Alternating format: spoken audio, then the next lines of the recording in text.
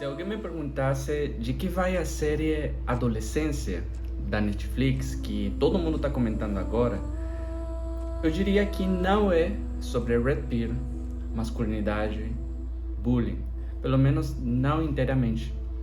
Eu diria que é uma série sobre consequências. Eu poderia acabar o vídeo aqui, só deixando você com essa imagem. A série Adolescência é sobre consequências. Mas consequências de quê? E no vídeo de hoje eu quero falar sobre a narrativa da série. Por que convidou a muita gente a refletir? E é justamente pela sua narrativa. A forma como a história foi contada não foi usando a jornada do herói.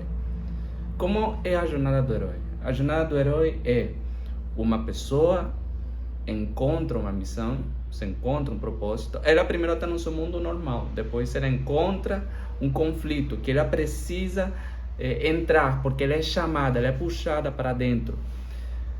Há desenvolvimento, ela se encontra com mentores, com amigos, desafios, ela precisa vencer, ela perde alguma coisa no meio do caminho, depois dá a volta por cima e retorna com aquela vitória.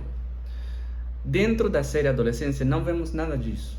O protagonista, o Jamie, ele nem sequer é o protagonista inteiro da série, mas as consequências do que ele fez, isso ali é o protagonista. Então, qual que é a narrativa da série Adolescência? Por que convida a reflexão? E sim, no vídeo de hoje a gente vai comentar sobre muitos spoilers da série. Então, se para este ponto você ainda não assistiu, e você, como eu, gosta de ver sobre a narrativa, sobre a forma de contar as histórias, então talvez esse vídeo seja um motivo para você assistir a série. Se você tem medo dos spoilers, então é melhor assistir a série, os 4 episódios, tá? São 4 episódios só. E volta cá, beleza? Além disso, eu vou deixar aqui na descrição o meu artigo onde eu comento também sobre a série outros detalhes. Ali eu vou entrar em aspectos que eu não vou comentar aqui. E eu sinto que esse vídeo é o fechamento sobre o meu comentário da série Adolescência.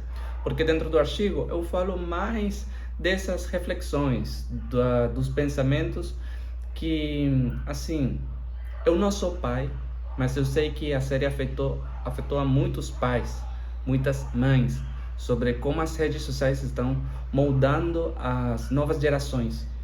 No artigo eu comento mais sobre isso, tá? Aqui neste vídeo vamos focar só na narrativa. Então, qual que é a narrativa da série Adolescência? Como eu já mencionei, a narrativa não é sobre a jornada do herói, tá? Não é a jornada do herói, então esqueça isso. Esta série não fala do desenvolvimento do personagem Jamie na busca de um objetivo final, de uma vitória. Não, nada disso. Ele não está procurando dar a volta por cima. Também não vamos focar no castigo que ele está recebendo pelo ato que ele cometeu, tá? Então, qual foi a forma que os roteiristas escolheram para poder criar esta série e contar a história do Jamie, que é uma história que condensa muitas histórias comuns sobre garotos que por qualquer motivo uma colega da sua escola, uma menina da sua escola, seja por ciúmes, por inveja, porque eles se sentiam menosprezados. Então, qual narrativa eles escolheram? Eles escolheram uma narrativa oriental, a mesma narrativa que Dragon Ball, Naruto e muitos animes, eu tenho problemas com essa palavra, é anime ou animes? Me conta aqui nos comentários. Muitos animes usam, que é o Kisho Tenketsu. Kisho Tenketsu. 4 palavras. Cada palavra significa uma etapa dentro da forma de contar esta história. Início, desenvolvimento, reviravolta, o clímax, conclusão, tá? É interessante que cada capítulo da série Adolescência se encaixa com cada um desses passos dentro do Kisho Tenketsu. Vamos falar então um pouquinho dos spoilers. No primeiro episódio, a gente começa sendo introduzido na história. Começamos logo já com a polícia prendendo o Jamie. E a família está toda revoltada, eles estão surpresos, nós não entendemos o que está acontecendo. Se você foi um dos sortudos que entrou para ver a série sem spoilers, sem saber de nada, como foi o meu caso, eu sabia que era a série de um menino em problemas, de um adolescente em problemas, a série de adolescência e tal. Mas chegou a polícia querendo prender todo mundo. Na verdade, chegou arrombando a porta e depois perguntando... Não, eles não perguntaram. Os pais falaram, aqui não tem mais ninguém. As crianças estão lá em cima. Então, é uma surpresa, pelo menos foi para mim, quando a polícia... Eles estavam revisando e entraram no quarto do Jamie e falaram, garoto, falaram um nome, aquele protocolo, você foi apreendido por conta de suspeita de homicídio e tarará, assim. E foi bem chocante, porque o menino é bem... Você vê a fragilidade dele. Ele tem um corpo de criança ainda. E mesmo que na Netflix, garotos de 13 anos têm um corpo super desenvolvido, aqui é mais realista. E... puxa, como que essa situação vai desenrolar? Então, nós acompanhamos a polícia, acompanhamos o Jamie, indo para a comissaria, porque ele vai ser interrogado. Um detalhe que não mencionei aqui neste vídeo, mas que todo mundo está comentando, é que toda a série foi gravada em plano sequência. E o plano sequência, ele ajuda na narrativa, para a gente sentir o peso da realidade, o ritmo do mundo real. Porque na nossa vida não tem cortes. E quando a gente assiste um filme, a gente vê recortes do mais legal, do que sempre está acontecendo. Até numa regra do cinema, e isso está no livro Salve o Gato, que fala que sempre tem que estar acontecendo alguma coisa na tela. Sempre tem que estar acontecendo algo. Quando não acontece nada, deveria ser muito estratégico. Então, quando você vê uma série, eu vou citar outra série, né? Por exemplo, Ripley. É uma série que, pelo menos, eu gostei bastante. Gostei bastante porque ela tem muito silêncio. Só que o protagonista, nessa série, o Ripley, ele sempre está fazendo alguma coisa, só que quase não tem diálogo. Mas acompanhamos ele andando sempre e tipo, o que ele está pensando e tal. E, bom, em outro vídeo eu vou falar do Ripley, né? E dos recursos que usaram para contar essa história. Mas, assim, sempre tem que estar acontecendo algo na tela. E quando a gente não tem cortes, que é o objetivo do plano sequência, a gente está aumentando a tensão. E como tem muita tensão, não sabemos o que vai acontecer. Porque, de novo, é o peso da vida real. É o ritmo da vida real, da realidade. Então, assim, desde o começo vemos a polícia, depois entramos na casa, vemos o Jamie, ele é prendido pelos policiais e é acompanhado na comissaria. E acontecem muitas coisas ao mesmo tempo. E no sentido técnico, eu penso que essa série deve ter muito planejamento. Porque a gente vê pessoas andando, não um plano sequência falso, assim, com falsos cortes, não, tudo foi gravado de uma toma só, de um take só, e isso é bem impressionante. E é dessa forma como a gente está sendo introduzido na história. É por isso, é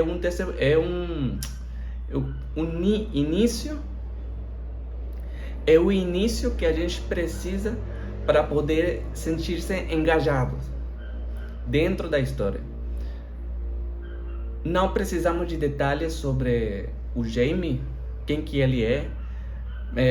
muito pelo contrário, como a gente não sabe de nada, nós estamos na mesma posição que o pai.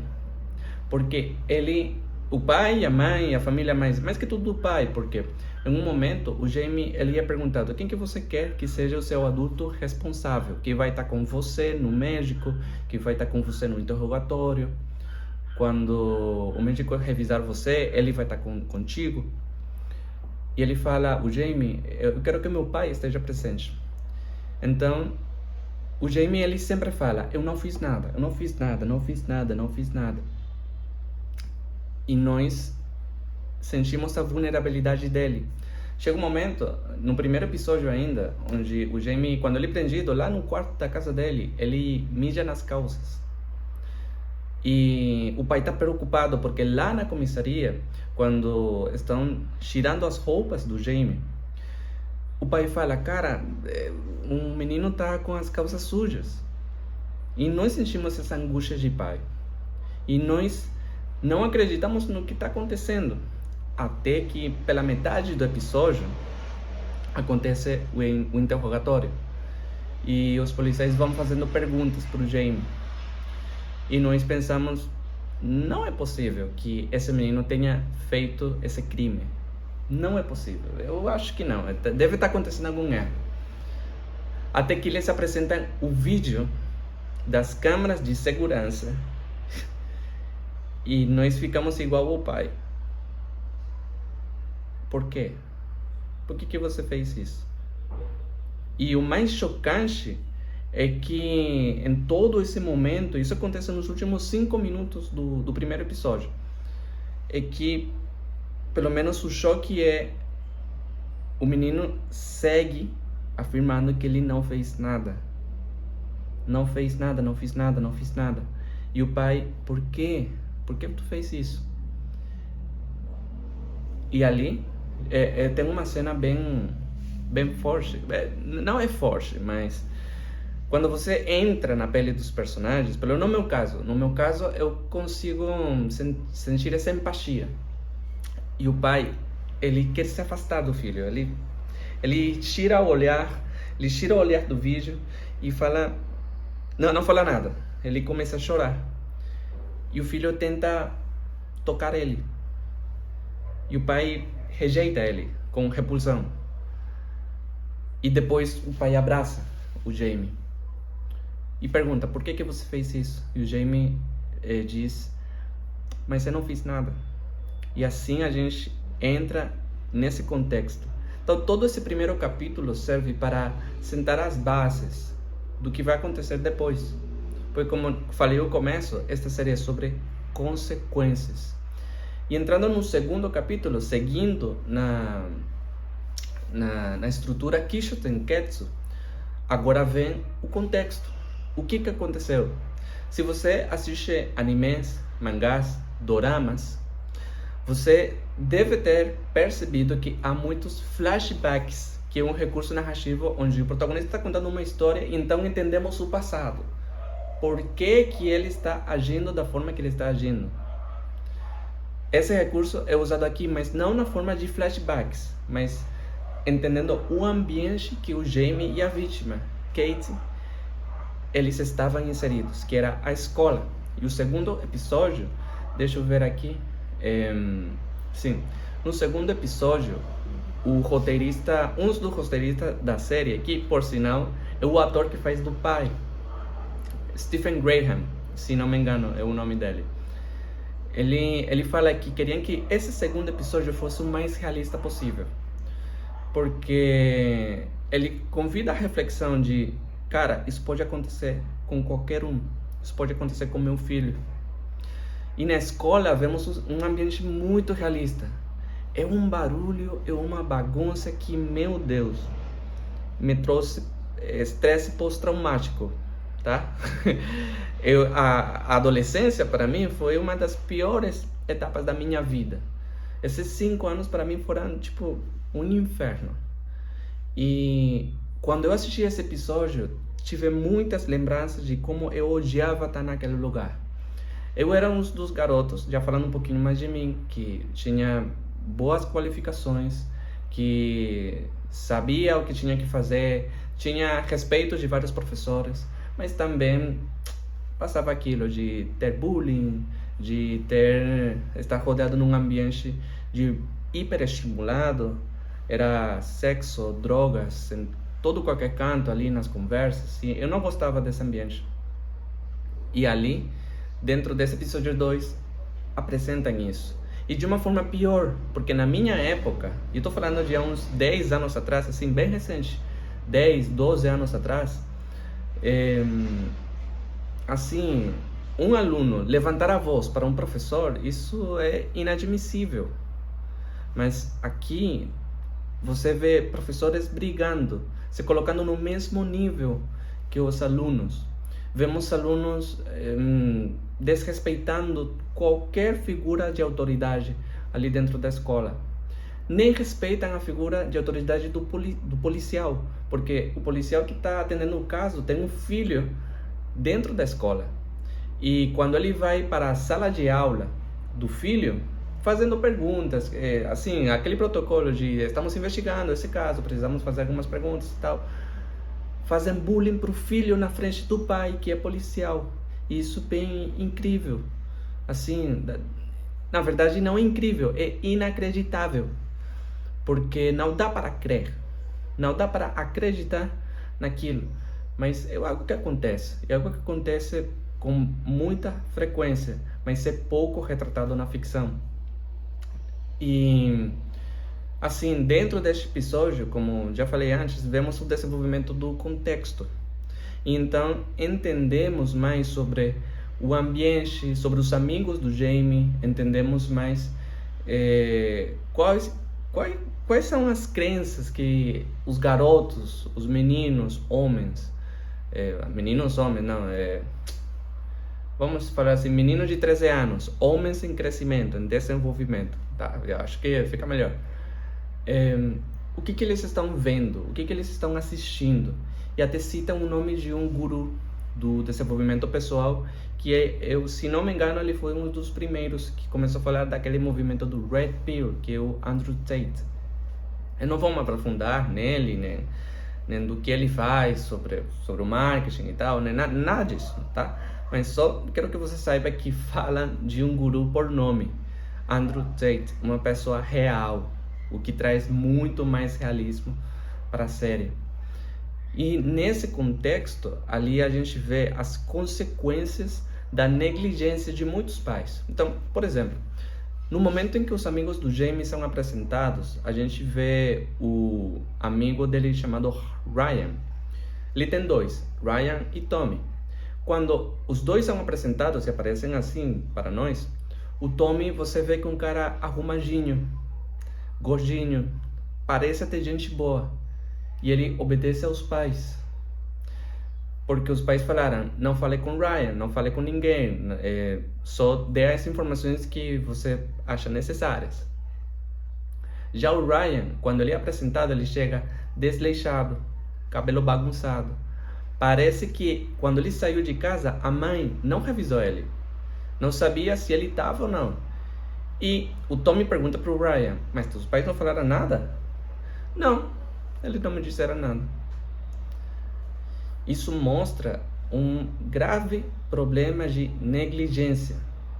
E sabe o que é pior? E aqui vem um baita de spoiler. É que foi o Ryan quem deu a arma para o Jamie. Então veja como todas as coisas foram acontecendo até o ponto de chegar no assassinato de uma menina, da Katie. Então, assim, em outra cena, a gente vê como o policial, ele está tão focado no caso e tão focado no trabalho, a gente infere isso, que o filho dele, o Adam, ele se sente um pouco também assim negligenciado, mas ele quer ajudar o pai. Ele puxa o pai para uma conversa privada e fala: pai, esse para mim foi uma das melhores cenas desse episódio. Para mim, esse episódio é o melhor da série, porque mostra que o buraco está mais embaixo. O que aconteceu com Jamie e a Katie, isso dali foi uma consequência gravíssima desse contexto caótico que era a escola. Então, ali na conversa do Adam com o oficial Mascombe, o pai, ele explica: pai, mas você não está entendendo. Essa dinamita vermelha ali fala do Red Pill. O símbolo azul tem um emoji azul, eu acho que o comprimido azul. E ali ele fala da Blue Pill, que é a forma como você quer assistir o mundo. E a gente entende que o tema, de novo, não é sobre a masculinidade, não é sobre aprofundar tanto nos conflitos sobre a Red Pill, Blue Pill, White Pill, etc. E que é um choque generacional, porque o pai fala: caraca, isso parece muito com Matrix. Matrix? O que é isso? O menino não sabe da trilogia Matrix, e o pai, ele entendeu a referência.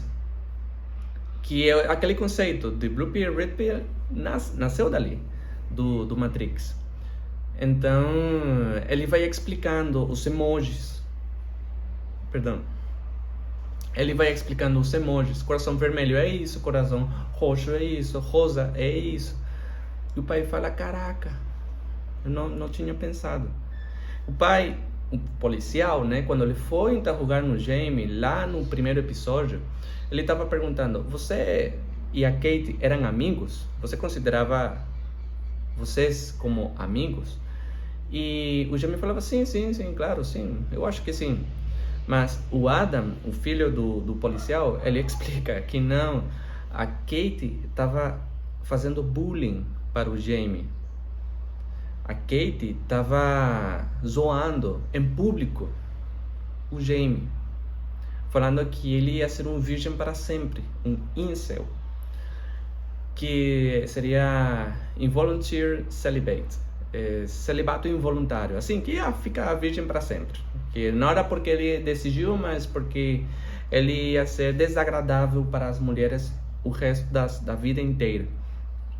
Isso vai minando a autoestima do garoto, do Jamie.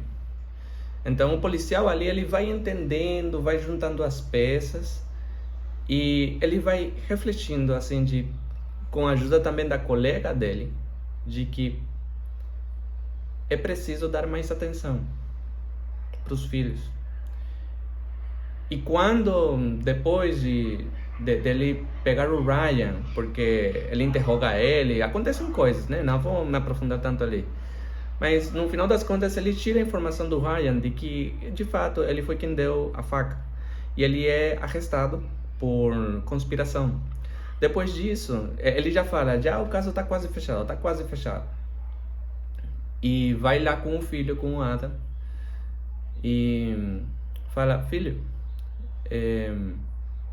vamos comer um lanche juntos, para recuperar essa conexão que eles tinham perdido. E a câmera ali é um jogo técnico muito, muito brutal.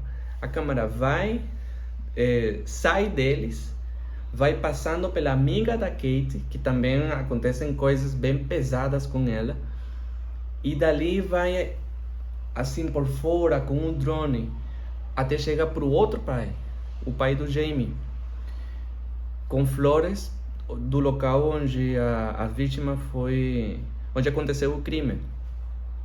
E você está vendo ali as outras consequências. Assim, primeiro está nas consequências boas de dar atenção, e depois vai para as consequências da negligência. Tudo no plano sequência. Lembra, tudo foi gravado no plano sequência. Você vai voando assim, que nem um pássaro, e o que está acontecendo? E depois aterriza com o pai do menino, né, do culpado, do Jamie. Esse é o contexto. E a gente já está encaixando as peças. Agora, segundo o Kisho Tenketsu, depois vem o clímax. Assim, o que acontece depois? Já a gente entendeu a situação, aconteceu um crime, entendeu todo esse início, episódio 1. Depois vem o contexto do porquê que aconteceu o crime. E entendemos essas nuances que tem a ver com bullying, com masculinidade tóxica, com o acesso das redes sociais, do ambiente escolar caótico, etc, etc, etc. Depois vamos ao clímax. Como é que eles vão apresentar o clímax? ali a gente vai para um time-lapse, um recurso narrativo. Não é time-lapse, Caraca, fugiu o nome. Mas teve um pulo no tempo, 7 meses depois. O Jamie está recluído e ele já passou por vários psicólogos. Na verdade, essa seria a segunda psicóloga e seria a terceira visita dela. E presta atenção, aqui explicam que são 5 visitas que o psicólogo tem que fazer. O primeiro só usou 3 visitas. A psicóloga, que vamos ver aqui a conversa, que vamos ver aqui neste episódio, essa é a terceira visita. E ela faz questão de defender o direito de ter as 5 visitas para o guarda. Porque o guarda ali está falando, mas é necessário, porque assim, o outro ele só precisa de 3. Ela falou, eu preciso das 5. Tá bom, tá beleza. Ali a psicóloga, ela vai para onde está o Jamie e eles vão conversando. E ali a gente entende por que o Jamie fez o que fez. Baixa autoestima. Ele, assim, quando você assiste esse episódio, e o episódio tem vários gatilhos, se você é uma pessoa muito sensível, se você passou por traumas, eu sugiro dar atenção ali. Se for necessário, só ficar com os spoilers e não assistir.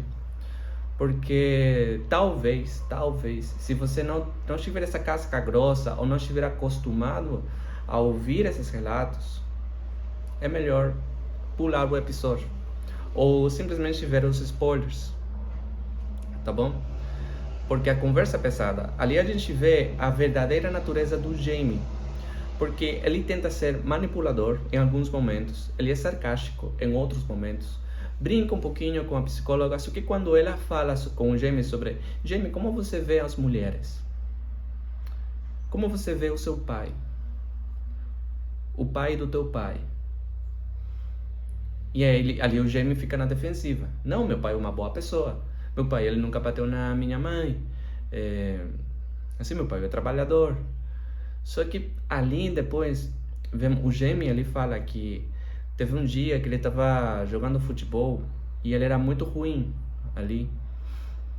E o pai tirou o olhar.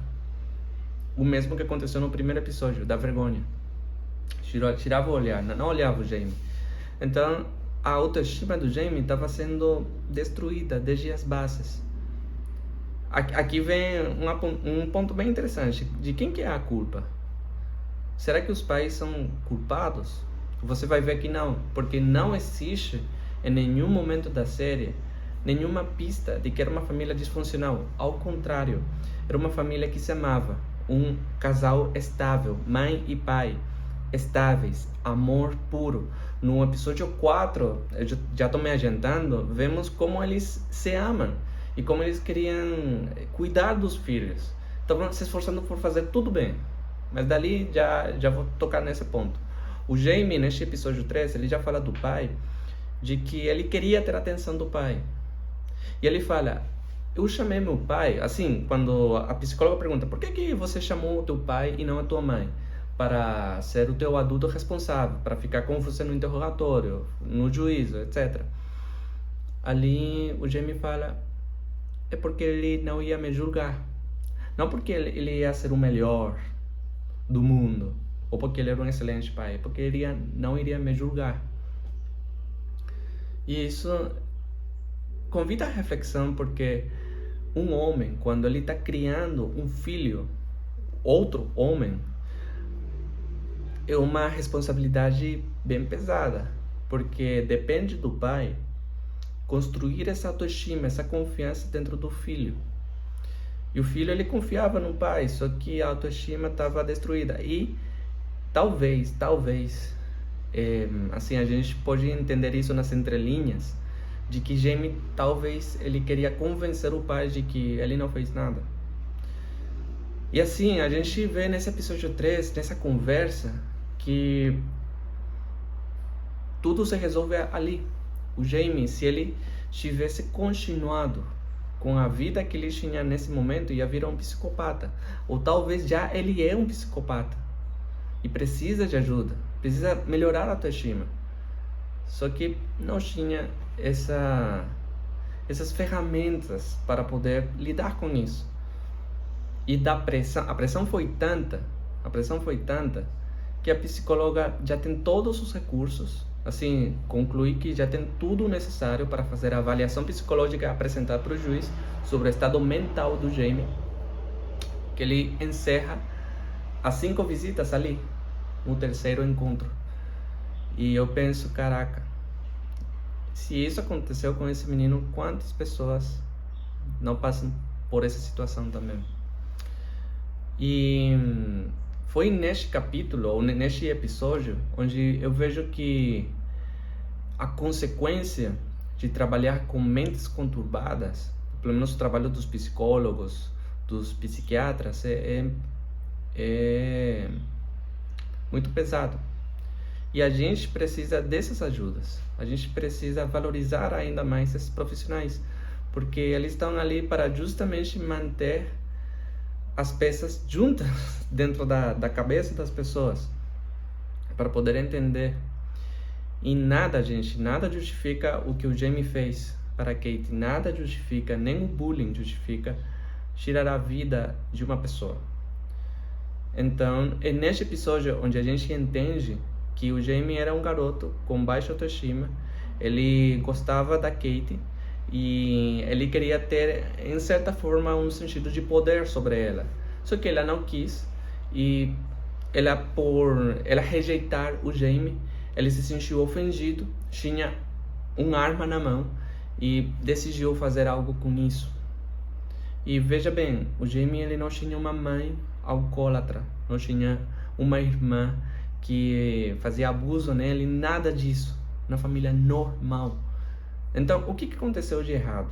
Bom, aqui neste clímax a gente entende a psicologia do Jamie, e ali a série poderia ter fechado. Só que, seguindo a estrutura Kisho tem Ketsu, a gente tem que ver as consequências. Ketsu é para poder a gente entender o que aconteceu depois, e ali sim fechar a história. O que a gente vê no episódio 4? Passam 13 meses depois do incidente, do crime, e vemos a família, igual ao aniversário do pai, eles estão tomando café da manhã, tranquilo, mas quando eles saem para a rua, vem o caos. O veículo que o pai usa para trabalhar é vandalizado. Ele fica muito nervoso, muito desesperado, furioso, frustrado também, porque ele tem bem grande ali a palavra tarado.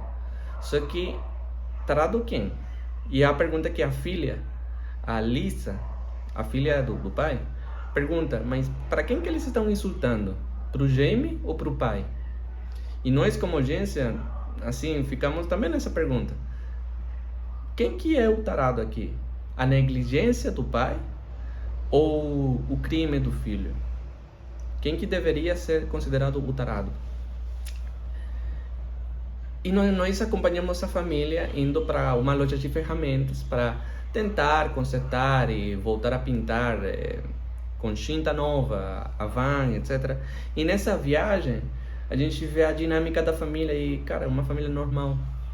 Eles falam, o casal, né, pai e a mãe, falam de como eles se conheceram e como teve um evento engraçado na formatura, eu acho que foi na formatura dos dois, e foi bem legal, e dali começou a história de amor deles, assim, um romance juvenil que atravessou as décadas e gerou 2 filhos. E assim, é normal. Então, como raios aconteceu tudo isso?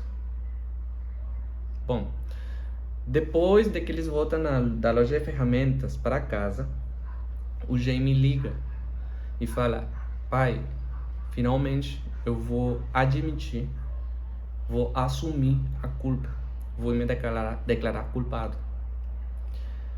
E ele fala, tô indo para academia, voltei a desenhar.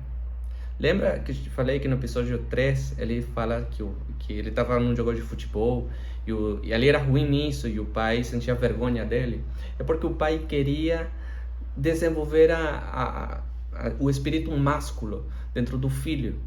E no episódio 4, na conversa com a mãe, ele fala: olha, eu levei ele pro boxe, eu levei ele pro fute, eu levei pro não sei quantos esportes, e nenhum deles deu certo. Mas eu sabia que o moleque queria desenhar a arte. E ali é uma reflexão de não precisamos de entrar no boxe, no jiu-jitsu, para ser um homem de verdade. Não precisamos disso, precisamos fortalecer o caráter. Isso não tem nada a ver com uma arte marcial ou com um esporte físico.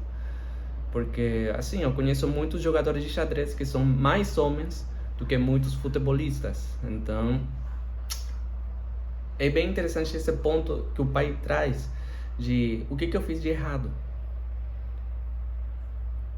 E o que ele fez de errado? Bom, nós como audiência temos que preencher esse vazio, esse vácuo. Será que a culpa foi a negligência? Porque sim, houve uma negligência. O pai, ele não via que o filho, ele tinha outros interesses, mais artísticos, ao invés de tentar forçar ele a fazer algo que nem ele queria. E por isso, o pai, por não ter a maturidade emocional suficiente, sentia vergonha. Ao invés de encorajar o filho, sentia: não quero ver. A mãe, por outro lado, ela fala pro pai, né, que para ela estava tudo bem, o menino estava em casa, estava no quarto. Eu via a luz acesa à meia-noite, 1h da manhã, mas eu baixei ali tocava ali na porta e ali ele desligava a luz. Não sei o que aconteceu, mas assim, precisa de supervisão. 13 anos e um computador dentro do quarto sozinho não é o mais indicado. Pelo menos não até ter certeza que o menino vai conseguir ser independente. Porque esse é o trabalho dos pais. O trabalho dos pais é preparar os filhos para a vida adulta. Mas ele estava dando muitas concessões para o menino. O pai mesmo fala: quando o Jamie ele queria um celular, eu dei para ele. Queria uma TV, eu dei para ele. Um computador, eu dei para ele. O menino tinha 13, então pensa comigo. Talvez com 10 anos, 11 anos, ele já tinha acesso nas redes sociais, na internet. E isso leva para ter acesso fácil à pornografia, a mentalidades tóxicas, comentários, correntes de pensamento que são extremistas. Ele estava exposto à realidade deste mundo muito cedo, sem o preparo suficiente. Estava indo para a guerra com as mãos nuas. E ali, talvez esse foi o erro. Só que, assim, e esta a análise que tem muitos milênios na cabeça de muitos pensadores. É como é que duas pessoas nasceram nas mesmas circunstâncias e têm resultados completamente diferentes.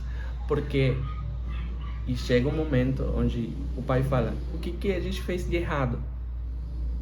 Como nós fizemos ele um assassino? A mãe fala: da mesma forma como nós fizemos ela. E a Lisa é uma personagem muito bem construída, porque ela fala: não, gente, não, pais, não vamos mudar, temos que seguir com a vida. A Lisa é otimista, a Lisa ela você vê que é uma boa pessoa.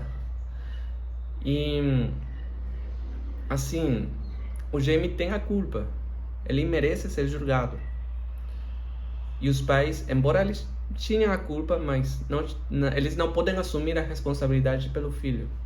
E essa é a pergunta que fica no ar dentro da série, que essa é a consequência do mundo em que a gente vive. E no final, cara, o pai, ele entra no quarto do Jamie e você vê que o quarto é infantil. Tem um ursinho ali na cama. Toda a decoração é infantil, azul com estrelas. E ali é onde a infância morreu. Assim, na verdade, A infância do Jamie morreu na noite em que a Kate morreu. A noite que o crime aconteceu. E o pai se despede, falando pro urso: sinto muito. Devia ter feito melhor. E isso destroça o coração de qualquer pai, de saber que ele podia ter feito diferente, podia ter feito melhor. Mas não fez.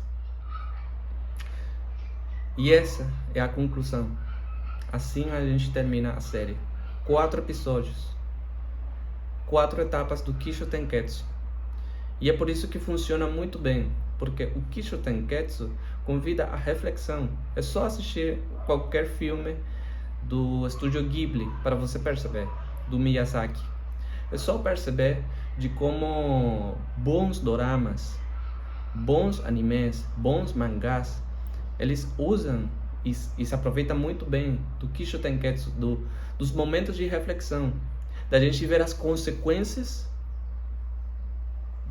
de todas as ações, de todo o enredo que está acontecendo. Os protagonistas não são os protagonistas, é que acontece algo e é esse contexto que vai puxando a história. A gente está vendo como os protagonistas reagem a esse mundo. Neste caso da série Adolescência, uma série realista, porque pode acontecer com você, pode acontecer comigo também. Então, eu sugiro você prestar atenção aos detalhes que essa série tem, tá? Se você tem gatilhos, eu sugiro só ficar com os spoilers e as análises e pensar que não é uma série para todo mundo também. Mas não fique na ideia de que é uma série de investigação, porque não é. E também não é uma série que vai desbravar os secretos da masculinidade tóxica e que vai ser um documentário sobre o mansplaining, o manosphere e todo aquele negócio ali que a gente vê nas redes sociais. A série não é tão superficial assim, não. Tá? Tenha paciência. Assista a série. Sim? Se você puder.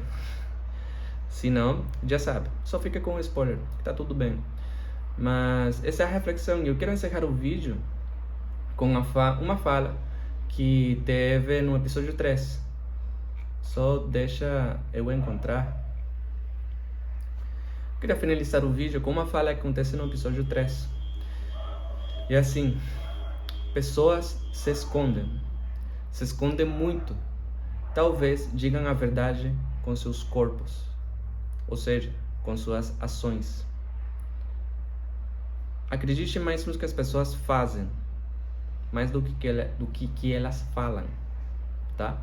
E se quiser ver a minha visão sobre a série de outros aspectos, aqui embaixo vou deixar o meu artigo, tá? Que tá ali no Substack, disponível para você ler, tá bom? Um forte abraço e a gente se vê na próxima.